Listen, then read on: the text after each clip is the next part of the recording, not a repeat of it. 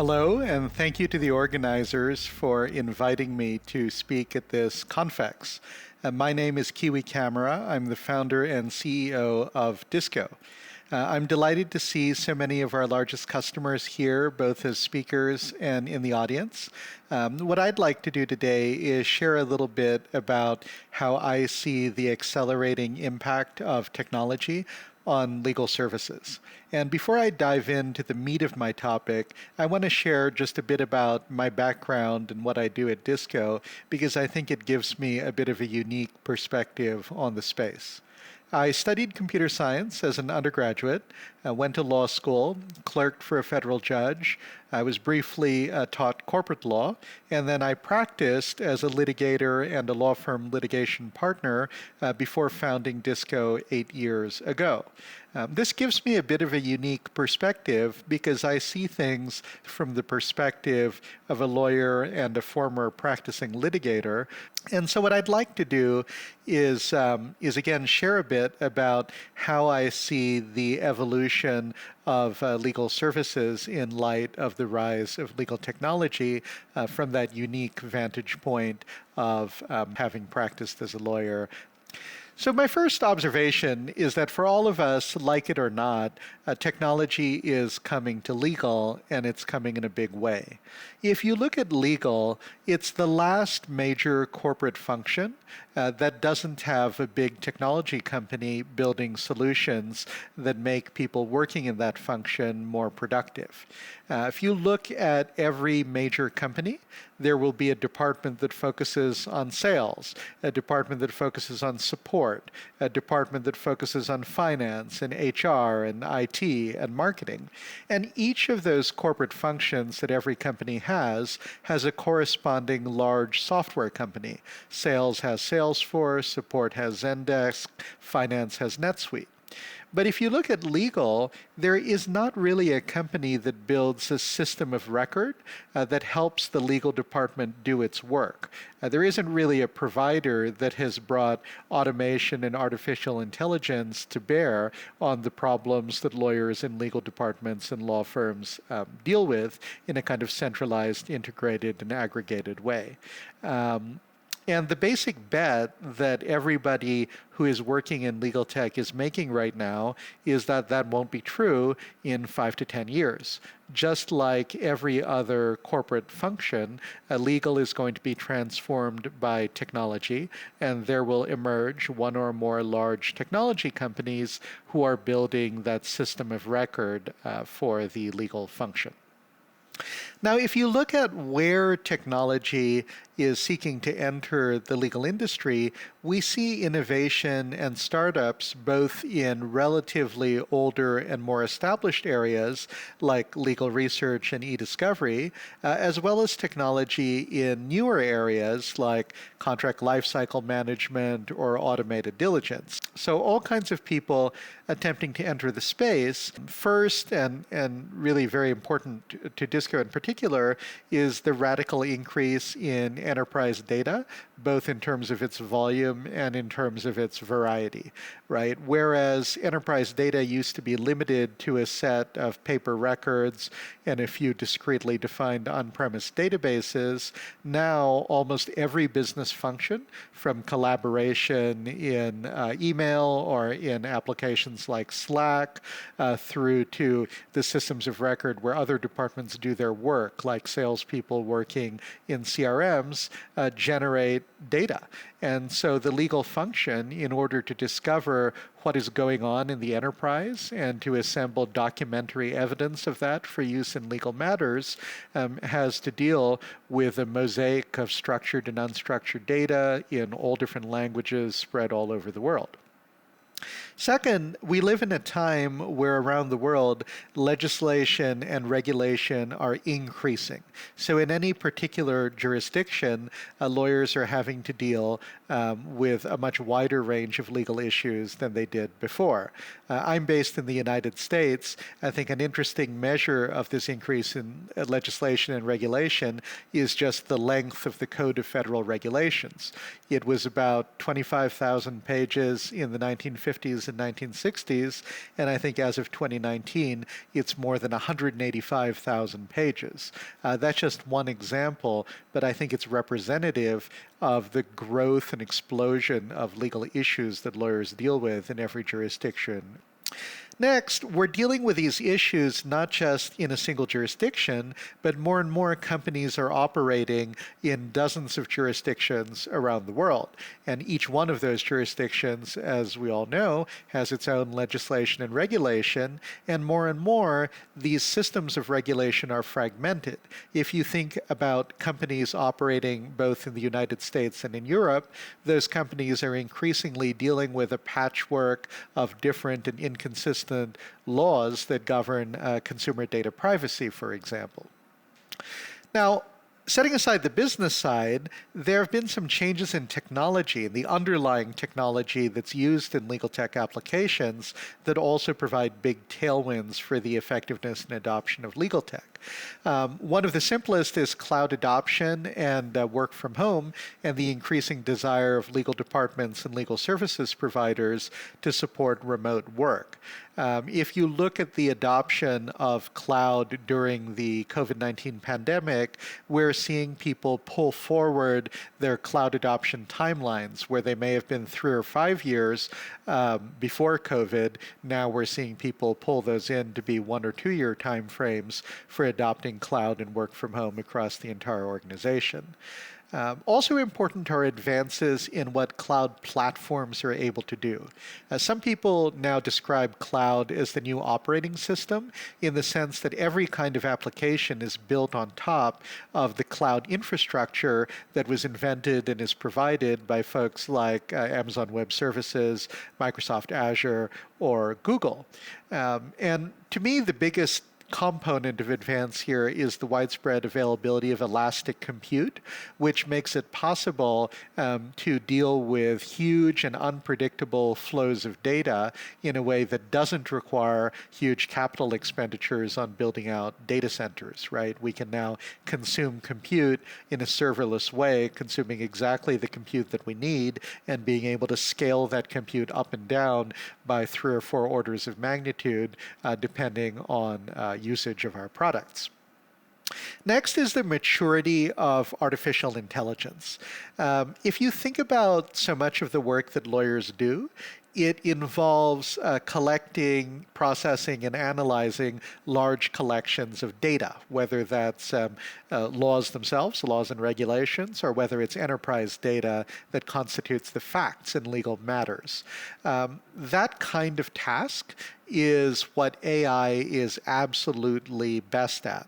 And we've now reached a point of maturity, not just with things like convolutional neural networks, but also with things that have just come out in the last couple of years, things like transfer learning, the BERT project that was pioneered at Google, that make it possible to really train AI systems to systematically recognize legally salient patterns in data.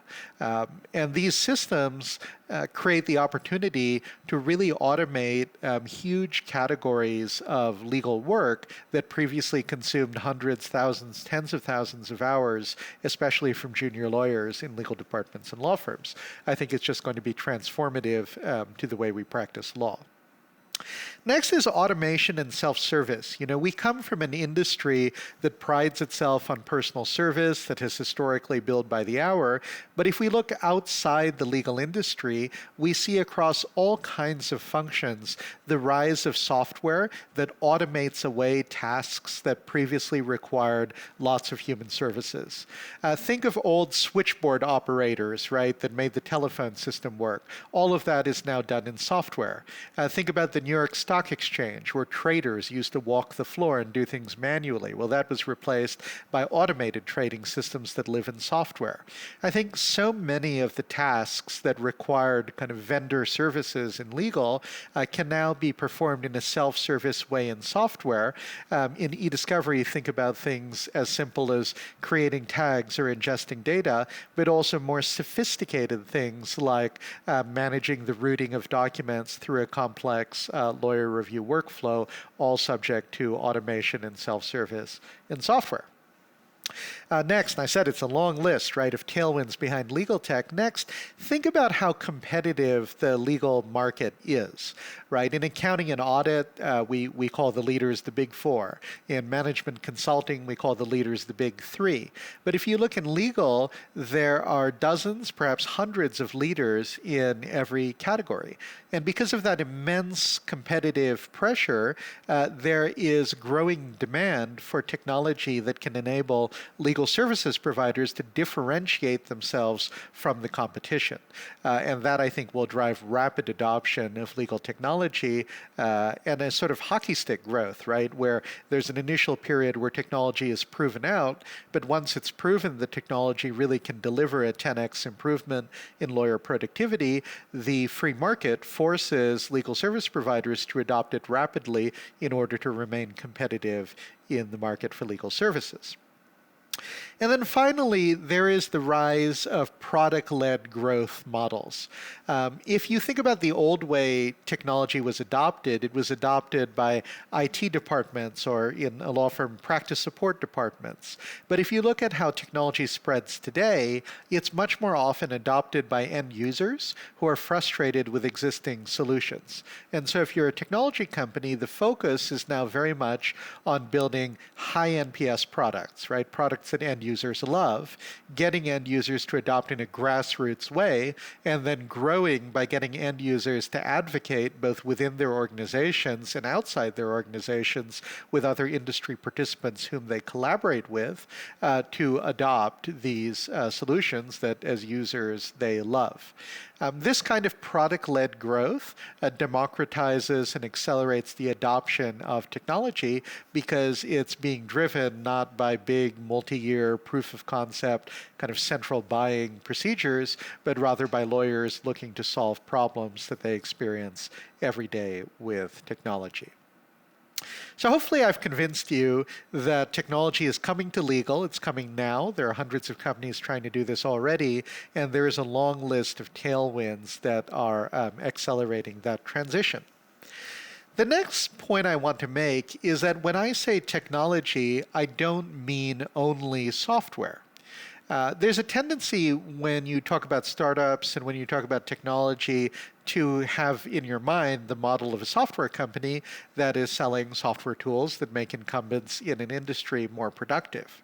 But if you look at the biggest technology companies that have come out of Silicon Valley over the past 20 years, the biggest technology companies don't only sell software. Instead, they're what we call full stack companies. Take, for example, the e-commerce space. A company like, think about a company called Amazon and a company called Shopify, right? Shopify is a company that sells software that you or an existing brand can use to build an online store. So Shopify is selling software tools for e-commerce. What about Amazon? Amazon originally did not sell tools for e-commerce. Amazon just was an e-commerce company. It was an online store. Or think about Uber and Lyft. Uber and Lyft don't sell software to incumbent taxi companies. Instead, they just directly sell the end service of on-demand transportation, but that service is a much better experience for the end user because it's powered by technology. Tesla is another great example, right? Tesla sells a full-stack electric car, the actual car, and it also sells batteries. And so Tesla is an example of how a modern tech company can be both a full stack company and a traditional kind of tools or technology company. Now, if you look at many of the biggest technology companies, they wind up eventually doing both. So take Amazon e-commerce, right? Amazon later on introduced tools for third-party sellers, where third parties can sell products through the Amazon.com e-commerce site. And I think now actually more sales on Amazon.com come from third parties than come from Amazon. So that's Amazon starting with a full-stack product and then later on introducing tools.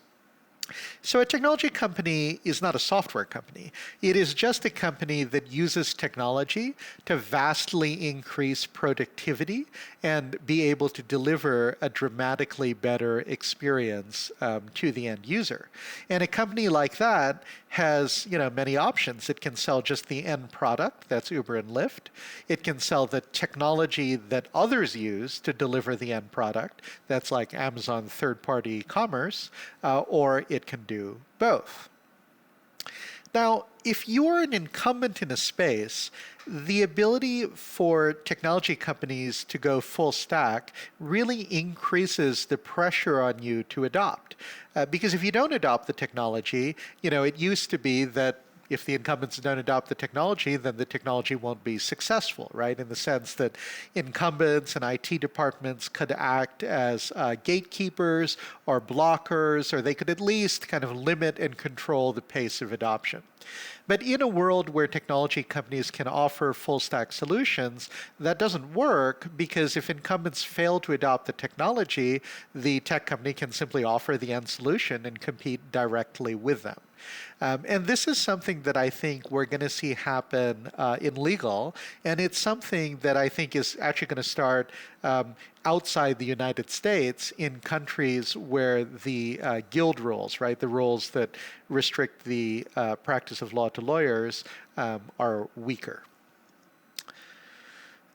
Now, let's say you're with me, right? Let's say that you agree with me that technology is coming to legal, and it's coming not only in the form of software, but it's going to come in the form of these full stack solutions that may actually wind up competing with incumbents in the industry. You might say that, look, those full stack solutions could come from technology companies, but why can't they also come from incumbents, right? Why can't legal services providers or law firms in our industry sort of build their own technology? And could that be the way that technology comes and transforms the legal industry? And while in practice that's possible, I think the history of Silicon Valley across a wide variety of industries says that that is very, very rare. And the reason, I think, is that building great software is a harder and deeper problem than most companies realize. Take the problem of e-disclosure as an example. It sounds pretty simple, right? This is actually what I thought before I got into the space. I mean, how hard can it be? You collect the enterprise's data, you display it on the screen, you let users tag it to classify it, and then you spit it out the other end and produce it. But if you look at the level of R&D investment that goes into building magical product experiences in the area of e-disclosure, there are all kinds of things there that are non-trivial and technically difficult and require large and sustained R&D budgets. Think about building high-performance, fluid search that also supports high volume and continuous writes that are coming into indexes from AI systems that are scoring documents and continuously updating those scores. Think about high-performance viewers for huge and complex files, things like the kinds of Excels that are used in pharmaceutical testing or in financial services cases. Think about the platform architecture that's needed to process huge volumes of enterprise data at scale. At Disco, for example, we had more than 16 billion Lambda calls last quarter. That's Lambda is Amazon serverless compute product, right? Think about the investment that goes into building large-scale AI, right? Convolutional neural networks a few years ago, now things like transfer learning. All of these kinds of technologies that are needed to deliver a truly magical experience are not the kinds of things that a few dozen developers can kind of bolt together. They're things that require sustained and ongoing R&D investment, and it's a level of R&D investment that very few non-technology companies have a willingness to make and then to sustain over the years. The other thing that goes into this is that because of the success of technology companies, software engineers and people working in adjacent disciplines, think of product designers, product managers, and so on, very much want to work at companies where R&D is at the center of the company. And so it can become very difficult for incumbents to recruit the very highest caliber of talent in those areas because, if you're a great software engineer, would you rather work at a software company or would you rather work at a law firm? There are, of course, exceptions to that, but in the grand scheme of things, when you're thinking about building an R&D organization at scale, it's just quite difficult to do that outside the context of a company that has product development and R&D at its core. And then finally, the capital markets treat software companies for a variety of reasons very differently than they treat sort of professional services companies. And this means that technology companies have just much greater access to capital with which to invest, to fund these large and ongoing investments in R&D. And so in practice, not just in legal, but really across every vertical where Silicon Valley companies have come in and disrupted the incumbents, it turns out it's much more common for full stack solutions powered by differentiated technology to come from technology companies than it is for those solutions to come from the incumbents. Now, I want to relate what I've said so far to a dictum that you often hear at conferences like this, and that is that innovation comes from people, process, and technology. That observation is absolutely true, but innovation doesn't come from those things in equal measures. And which is most important depends on where you are in the technology lifecycle. The example I use to illustrate this in legal tech is the adoption of computer-assisted legal research, right? Think about Lexis and Westlaw. Today, legal research is in a mature phase, and so it makes sense to be technology agnostic about, for example, whether you're going to use Lexis or Westlaw. It's not a big deal. The effectiveness of your legal research is going to depend much more on people and process than it depends on which technology you select from that bucket of the two dominant companies. But now if you journey back in time to when computer-assisted legal research was new, at that time, technology mattered a lot, and it mattered a lot more than people and process.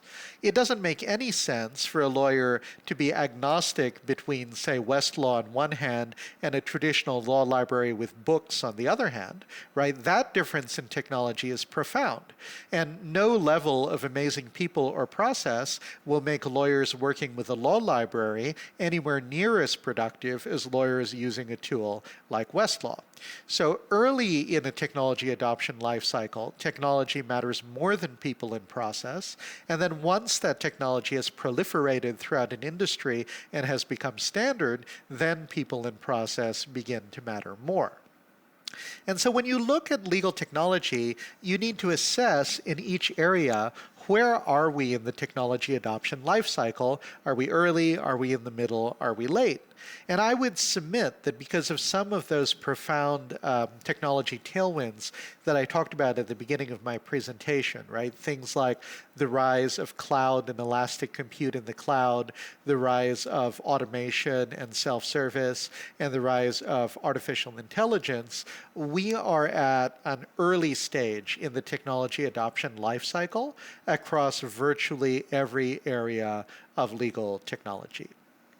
And so some examples, right? Because I'm basically saying the old way of doing things is like a law library with books as compared to computer-assisted legal research. Well, let's take some examples from e-disclosure. If you look at what some of Disco's customers in the UK have been able to achieve, it's just phenomenal. I think we published a case study with the law firm Kennedy's where that firm was able to complete an e-disclosure project that involved a review population of 1.4 million documents while having humans look at only 1.85% of the 1.4 million documents. And that was made possible by reliance on the Disco AI system to leverage that investment of lawyer hours on a subset of the population to perform automated review of a much larger set of documents. So that's just transformative, right? That's not an impact that you can have through people and process. That's something that's made possible only through technology, combined, of course, with amazing people in process to apply that technology to the client's problem. Another of our UK clients has had to deal with the rise of dsars, data subject access requests. And what that client has found is that the use of automation in a platform like Disco eDiscovery has enabled a single lawyer to handle more than 60 dsars last quarter in a fully self-service way with no consumption of vendor bill-by-the-hour services at all. Again, that's a complete transformation in the way that work has historically been done that's enabled by the rise of automation and the ability to automate what formerly required huge numbers of bill-by-the-hour human services. So I think we're early days in the adoption of legal tech. I think that means that people, process, and technology are all important, but technology at this stage in the life cycle is most important.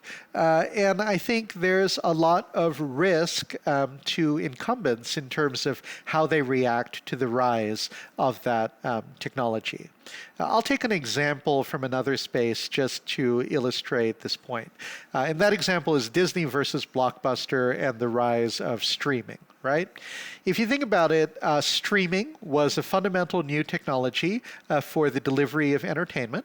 Think about the Valley company that introduced it. That would be Netflix. Netflix illustrates my full stack example, right? Because Netflix did not sell streaming software to entertainment incumbents. Instead, it just delivered the full stack solution of entertainment on demand directly to the consumer like you and me. And Blockbuster failed to adopt that technology in a timely way. And of course, Blockbuster is no more. By contrast, Disney, an industry incumbent, adopted streaming technology, launched Disney Plus, and has carried on its leadership position in the industry. So two kind of opposite examples that I think are in large part differentiated by the eagerness and speed with which they responded to a fundamental shift in the technology that underlies their space. So I think I'm running out of time here, but I've made all of my key points. I think if you are an industry participant right now, you need to think seriously about who is the right long-term legal technology partner. And if you're a law firm or a legal services provider, you need to think about how to use technology as a differentiator so that you remain competitive in the highly competitive market for legal services in which we all operate. So thank you all for your time. I look forward to engaging with many of you throughout the conference today. We look forward to working with and collaborating with many of you over the next several years. Thank you again for the invitation. Thank you very much.